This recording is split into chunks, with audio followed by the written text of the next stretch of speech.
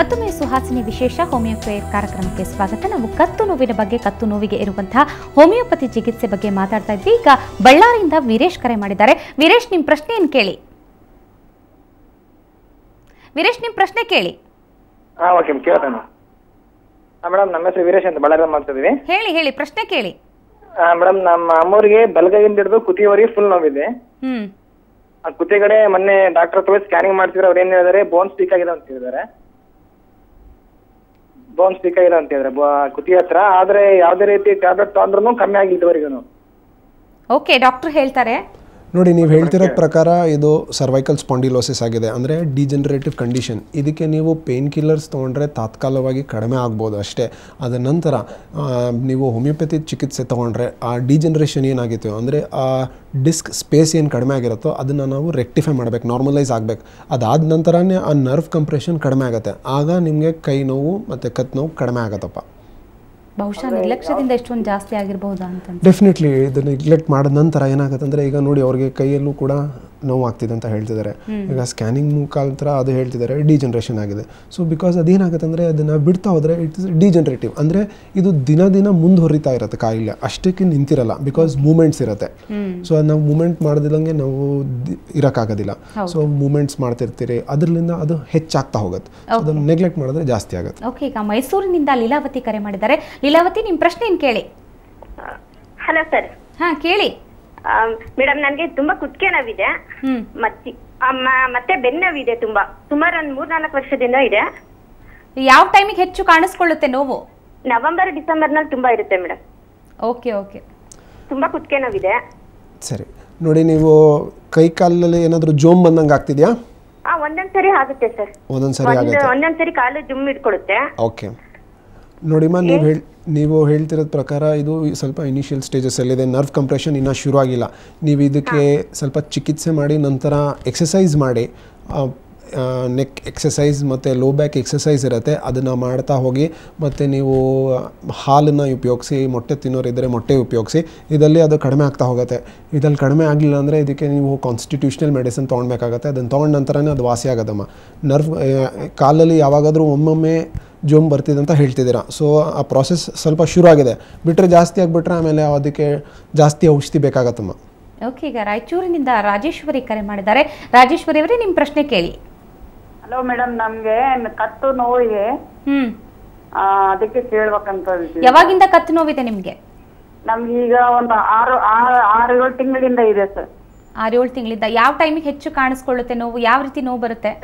ಕೆಲಸ ಜಾಸ್ತಿ ಮಾಡಿದಾಗ ಕತ್ತು ಪೇನ್ ಆಗುತ್ತೆ. ಅಂದ್ರೆ ಕತ್ತು ತಿರುಗಿಸೋದಕ್ಕೆ ಬರೋದಿಲ್ವಾ? ಕತ್ತು ತಿರುಗಿಸಕ್ ಬರುತ್ತೆ ಕೆಳಗಡೆ, ಸೈಡ್ ಭುಜದ ಕೆಳಗಡೆ ಎಡಗಡೆ. ಓಕೆ, ಡಾಕ್ಟರ್ ಹೇಳ್ತಾರೆ. ನೋಡಿ, ಇದು ಮೆಕ್ಯಾನಿಕಲ್ ಪೇನ್ ಇರ್ಬೋದು, ಅಂದರೆ ಇವರು ಕೆಲಸ ಮಾಡಿದಾಗ ನೋವು ಜಾಸ್ತಿ ಆಗುತ್ತೆ, ರೆಸ್ಟ್ ತೊಗೊಂಡ್ರೆ ಕಡಿಮೆ ಆಗುತ್ತೆ. So this is basically mechanical pain. ಅಂದರೆ ಏನಾಗುತ್ತೆ ಅಂದರೆ ಆ ಸ್ಪ್ರೇನ್ ಸ್ಟೇಜ್ ಬಿಟ್ಟು ಅದು ಕನ್ವರ್ಟ್ ಆಗ್ತಾ ಇರುತ್ತೆ. ಸೊ ಇದಕ್ಕೆ ಪ್ರಾಬಬ್ಲಿ ಇವರು ಆ್ಯಕ್ಟಿವಿಟಿ ಸ್ವಲ್ಪ ಜಾಸ್ತಿ ಮಾಡ್ತಿರ್ಬೋದು, ಅದರಿಂದ ಆ ಥರ ಆಗ್ತಿದೆ. ಇದಕ್ಕೆ ಎಕ್ಸಸೈಸ್ ಕರೆಕ್ಟಾಗಿ ಮಾಡಬೇಕಿರೋ, ನಂತರ ಪೌಷ್ಟಿಕ ಆಹಾರ ತೊಗೊಂಡ್ರೆ ಇದು ವಾಸಿ ಆಗುತ್ತೆ. ಓಕೆ, ಈಗ ಚನ್ನರಾಯಪಟ್ಟಣದಿಂದ ಸುಕನ್ಯಾ ಕರೆ ಮಾಡಿದ್ದಾರೆ. ಸುಕನ್ಯಾ, ನಿಮ್ಮ ಪ್ರಶ್ನೆ ಏನು ಕೇಳಿ. ಕೇಳಿ ಸುಕನ್ಯಾ. ಹಲೋ ಸರ್, ನಮಸ್ತೆ. ನಮಸ್ತೆ ಅಮ್ಮ, ಹೇಳಿ. ಸುಕನ್ಯಾ ಅಂತ ಚನ್ನರಾಯಪಟ್ಟಣದಿಂದ ಮಾತಾಡ್ತಾ ಇದ್ದೀನಿ. ಓಕೆ, ಹೇಳಿಮ್ಮ. ಸರ್, ಇದು ನನಗೆ ಈಗ 4-5 ಮಂತ್ಸ್ ಇಂದ ಸರಿ ಕತ್ ನೋವು ಬಂದಿತ್ತು. ಓಕೆ, ತುಂಬ ಕೂತ್ಕೊಂಡು ಕೆಲಸ ಮಾಡಿದ್ರೆ ಎಲ್ಲ ಕತ್ತು ಎಲ್ಲ ಬಿಸಿ ಆದಂಗಾಗಿ ರೈಟ್ ಸೈಡ್ ಫುಲ್ ಕೈ ಬೆರಳವರೆಗೂ ಜಮ್ ಹಿಡ್ದಂಗ ಆಗ್ಬಿಡೋದು. ಓಕೆ, ಅದು ಡಾಕ್ಟರ್ ತೋರಿಸಿದೆ, ಸ್ಪಾಂಡ್ಲೈಟಿಸ್ ಆಗಿದೆ ಅಂತ ಹೇಳಿದ್ರು. ಸರಿ, ಟ್ರೀಟ್ಮೆಂಟ್ ಎಲ್ಲ ತಗೊಂಡೆ ಸರ್. ಈಗ ಮತ್ತೆ ಬೆಳಗ್ಗೆ ಎದೊಳಗ ಫುಲ್ ರೈಟ್ ಸೈಡ್ ಫುಲ್ ಜವ್ ಇದ್ದಂಗ ಆಗ್ತದೆ, ಕೈ ಫುಲ್ ಬೆರಳವರೆಗೂ. ರೈಟ್, ನೋಡಿಮ್ಮ, ಇದು ನರ್ವ್ ಕಂಪ್ರೆಷನ್ ಜಾಸ್ತಿ ಇರೋದ್ರಿಂದ ಈ ಥರ ಆಗ್ತಿದೆ. ಇದಕ್ಕೆ ನೀವು ಹೋಮಿಯೋಪತಿ ಔಷಧಿನೇ ಮಾಡಬೇಕಾಗತ್ತೆ. ಪ್ರಾಬಬ್ಲಿ ನೀವು ಪೇನ್ ಕಿಲ್ಲರ್ ತೊಗೊಂಡಿರ್ಬೋದು, ಅದರಿಂದ ಕಡಿಮೆ ಆಗಿರುತ್ತೆ. ಬಹುಶಃ ಅದು ಪೂರ್ತಿ ವಾಸಿ ಆಗಿರೋದಿಲ್ಲ. ಈಗ ಕೈ ಜೋಮ್ ಬರ್ತಿರೋದು ನಿಮಗೆ ನರ್ವ್ ಕಂಪ್ರೆಷನ್ ಇರೋದಿಲ್ಲ. ನೋವು ವಾಸಿ ಆಗಿಬಿಟ್ಟಿದೆ, ಆದರೆ ನರ್ವ್ ಕಂಪ್ರೆಷನ್ ಇದೆ ಅಂದರೆ ಅದು ಪೂರ್ತಿ ವಾಸಿ ಆಗೋದಿಲ್ಲಮ್ಮ. ಅದಕ್ಕೆ ಕಾನ್ಸ್ಟಿಟ್ಯೂಷನಲ್ ಮೆಡಿಸಿನ್ ನಾವು ನಿಮ್ಮನ್ನ ಅನಲೈಸ್ ಮಾಡಬೇಕಾಗತ್ತೆ, ನಿಮ್ಮ ಕೇಸ್ ನೋಡಬೇಕಾಗತ್ತೆ. ಅದ್ರ ಮೇಲೆ ನಾವು ಔಷಧಿ ಕೊಟ್ಟರೆ ಅದು ವಾಸಿ ಆಗತ್ತಮ್ಮ. ಈಗ KR ನಗರದಿಂದ ಶಿಲ್ಪಾ ಕರೆ ಮಾಡಿದ್ದಾರೆ. ಶಿಲ್ಪಾ, ನಿಮ್ಮ ಪ್ರಶ್ನೆ ಏನು ಕೇಳಿ. ನಮಗೆ 12 ವರ್ಷದ ಹುಡುಗ, ಅವನೇ ಆಕಾಶ್ ಅಂತ. ಅವನಿಗೆ ತುಂಬಾ ಕತ್ತು ನೋವು ಅಂತ ಇರ್ತಾನೆ ಯಾವಾಗ್ಲೂ. ಓದ್ತಾ ಇರೋ ಟೈಮಲ್ಲಿ ಕತ್ ನೋವು ಬರುತ್ತಾ ಅಥವಾ ಹೇಗೆ ಅಂತ?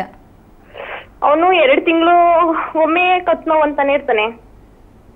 ಓಕೆ, ಆಗ್ಲೇ ಹೇಳಿದ್ವಿ ಹೆಚ್ಚಾಗಿ ಈಗಿನ ಯಂಗ್ಸ್ಟರ್ಸ್ಗೆ ಹೆಚ್ಚಾಗಿ ಕತ್ತು ನೋವು, ನ್ಯೂಟ್ರಿಷನಲ್ ಡಿಫಿಷಿಯನ್ಸಿನೂ ಇರ್ಬೋದು. ಅದರ ನಂತರ ಈಗ ಮಕ್ಕಳಲ್ಲೂ ಬ್ಯಾಗ್ ಹಾಕ್ಕೊಳ್ತಾರೆ, ಅದ್ರದ್ದು ವೆಯ್ಟ್ ಜಾಸ್ತಿ ಇರುತ್ತೆ, ಅದರಿಂದ ಆಗ್ಬೋದು. ಸೊ ಇದರಲ್ಲಿ ನಾವು ಬೋನ್ ಪೆಥಾಲಜಿ ರೂಲ್ ಔಟ್ ಮಾಡ್ತೀರಿ. Definitely it could be a nutritional cause, ಅದರಿಂದ ಆಗ್ಬೋದು. ಸೊ ಅದಕ್ಕೆ ನ್ಯೂಟ್ರಿಷನಲ್ ಡಿಫಿಷಿಯನ್ಸಿ, ಕ್ಯಾಲ್ಸಿಯಂ ಇರುವಂಥ ಫುಡ್ಸ್ ತೊಗೊಳ್ಬೇಕಾಗತ್ತೆ. ದಟ್ ಈಸ್ ಹಾಲು, ಮೊಟ್ಟೆ, ಖರ್ಜೂರ ಇದನ್ನು ಉಪಯೋಗಿಸಿದ್ರೆ ಕ್ಯಾಲ್ಸಿಯಂ ಕಂಟೆಂಟ್ ನಮ್ಗೆ ಸಿಗುತ್ತೆ, ನಂತರ ಅದು ಇಂಪ್ರೂವ್ ಆಗುತ್ತೆ. ಓಕೆ, ಈಗ ಬೆಂಗಳೂರಿಂದ ನಾಗರಾಜ್ ಕರೆ ಮಾಡಿದ್ದಾರೆ. ನಾಗರಾಜ್, ನಿಮ್ಮ ಪ್ರಶ್ನೆ ಏನು ಕೇಳಿ? ಮೇಡಮ್ ನಮಸ್ಕಾರ. ಮೇಡಮ್ ನಮಸ್ಕಾರ, ಹೇಳಿ. ಮೇಡಮ್ ಅದು ಕತ್ತು ಯಾವಾಗೂ ತುಂಬಾ ನೋವು ಬರ್ತಾ ಇರುತ್ತೆ. ಅದು ಮೊನ್ನೆ ಹಾಸ್ಪಿಟಲ್ ಲಾಸ್ಟ್ ಟೈಮ್ ಆರ್ಥೋಪೆಡಿಕಲ್ ತೋರಿಸಿದ್ವಿ, ಟ್ಯಾಬ್ಲೆಟ್ಸ್ ಎಲ್ಲ ಕೊಟ್ಟರು ಕಮ್ಮಿ ಆಗಿತ್ತು. ಮತ್ತೆ 3 days ಇಂದ ತುಂಬಾ ನೋವು ಬರ್ತಾ ಇತ್ತು. ಟ್ಯಾಬ್ಲೆಟ್ಸ್ ತಗೊಂಡ್ರೆ ಕಮ್ಮಿ ಆಗುತ್ತೆ, ಟ್ಯಾಬ್ಲೆಟ್ಸ್ ತಗೊಳ್ಳೋದಂದ್ರೆ ಅದು ಮತ್ತೆ ನೋವು ಇರುತ್ತೆ ಹಾಗೇನೆ. ಸೊ ಒಂದು ರೀತಿ ಟ್ಯಾಬ್ಲೆಟ್ಗೆ it is a classical dependency. ತಗೊಂಡಾಗ ಕಡಿಮೆ ಆಗುತ್ತೆ, ಬಿಟ್ಟರೆ ಜಾಸ್ತಿ ಆಗುತ್ತೆ. ನಾನು ಅದೇ ಹೇಳ್ತೀನಲ್ಲ, ಹೋಮಿಯೋಪತಿ ಇದರಲ್ಲಿ ತುಂಬ ಇಂಪಾರ್ಟೆಂಟ್ ರೋಲ್ ಪ್ಲೇ ಮಾಡುತ್ತೆ. ಏನಾಗುತ್ತೆ ಡಿಪೆಂಡೆನ್ಸಿ ಇರೋದಿಲ್ಲ. ಆಮೇಲೆ ನಂತರ it will not be a pain killer. So ನಮ್ಮ ಔಷಧಿ ಶುರು ಮಾಡಿದ ತಕ್ಷಣ ಈ ಪೇಷಂಟ್ ಫಾರ್ ಎಕ್ಸಾಂಪಲ್ ಇಮಿಡಿಯೇಟಾಗಿ ನೋವು ಕಡಿಮೆ ಆಗೋದಿಲ್ಲ, ಅದರದ್ದು ಪ್ರಮಾಣ ಕಡಿಮೆ ಆಗ್ತಾ ಹೋಗುತ್ತೆ. ಸೊ ಗ್ರ್ಯಾಜುಯಲಿ ಅದು ಟೇಪರ್ ಡೌನ್ ಮಾಡ್ತಾ ಹೋಗ್ತಾರೆ ನಮ್ಮ ಮೆಡಿಕೇಶನ್ಸ್. ದೆನ್ ಆಟೋಮೆಟಿಕ್ಲಿ ಪೇಷಂಟ್ಗೂ ಗೊತ್ತಾಗುತ್ತೆ, ನನ್ನ ಡಾಕ್ಟ್ರೇ ನಾನು ಔಷಧಿ ತೊಗೊಳ್ಳಿಲ್ಲ ಆದರೂ ಕತ್ತು ನೋವಿಲ್ಲ ಅಂತ ಹೇಳ್ತಾರೆ. ಸೊ ಆ ಟೈಮಲ್ಲಿ ನಾವು ಆಗ ಹೇಳ್ತೀರಿ, ಸೊ ಸಾಕು ನಿಮ್ಗೆ ಔಷಧಿ ಇನ್ನು ಮುಂದೆ ಏನು ಬೇಕಾಗಿರಲ್ಲ ಅಂತ. So this is how it plays a very important role. So ಕೊನೆಯದಾಗಿ ಪ್ರಿಕಾಷನರಿ ಮೇಜರ್ಸ್ ಏನು ಟಿಪ್ಸ್ ಹೇಳ್ತೀರಾ? ಪ್ರಿಕಾಷನರಿ ಮೇಜರ್ಸ್ ನಾನು ಹೇಳ್ದಂಗೆ ಎಕ್ಸಸೈಸ್ ತುಂಬ ಇಂಪಾರ್ಟೆಂಟ್. ಸಿಂಪಲ್ ಒಂದು 15-20 minutes walk and certain simple exercise ಮಾಡಿದ ನಂತರ ತುಂಬ ಅನುಕೂಲ ಆಗುತ್ತೆ. ನಂತರ ಪೌಷ್ಟಿಕ ಆಹಾರ ಆ್ಯಂಡ್ ಸ್ಟ್ರೆಸ್ ಫ್ರೀ ಇರಬೇಕಾಗತ್ತೆ. ಓಕೆ, ಡಾಕ್ಟರ್ ಉಮರ್ ಇಷ್ಟೊತ್ತು ಕಾರ್ಯಕ್ರಮದಲ್ಲಿ ಪಾಲ್ಗೊಂಡು ಕತ್ತು ನೋವಿನ ಬಗ್ಗೆ ಬಹಳಷ್ಟು ಹೋಮಿಯೋಪತಿಲಿರುವಂತಹ ಚಿಕಿತ್ಸೆ ಬಗ್ಗೆ ಕೂಡ ತಿಳಿಸ್ಕೊಟ್ಟಿದ್ದೀರಿ. ನಿಮಗೆ ಧನ್ಯವಾದ. ವೆಲ್ಕಮ್. ನೋಡಿದ್ರಲ್ಲ ವೀಕ್ಷಕರೇ, ಕತ್ತು ನೋವು ಅಂತ ನಿರ್ಲಕ್ಷ್ಯ ಮಾಡಿದ್ರೆ ಬೇರೆ ಕೈ ಕಾಲು ನೋವು ಬರಬಹುದು ಅಥವಾ ಬೆನ್ನು ನೋವು ಬರಬಹುದು, ಅಥವಾ ಈ ರೋಗನೇ ಹೆಚ್ಚಾಗಿ ಕತ್ತು ನೋವು ಹೆಚ್ಚಾಗಿ ದೇಹದ ಮೇಲೆ ಆರೋಗ್ಯದ ಮೇಲೆ ಪರಿಣಾಮ ಕೂಡ ಉಂಟು ಮಾಡುತ್ತೆ. ಹೀಗಾಗಿ ನಿರ್ಲಕ್ಷಿಸಬೇಡಿ, ನಿಮ್ಮ ಎಚ್ಚರಿಕೆಯಲ್ಲಿ ನೀವಿರಿ ಅಂತ ಹೇಳ್ತಾ ಇವತ್ತಿನ ಸುಹಾಸಿನಿ ಕಾರ್ಯಕ್ರಮ ಮುಗಿಸ್ತಾ ಇದ್ದೀವಿ. ನಮಸ್ಕಾರ.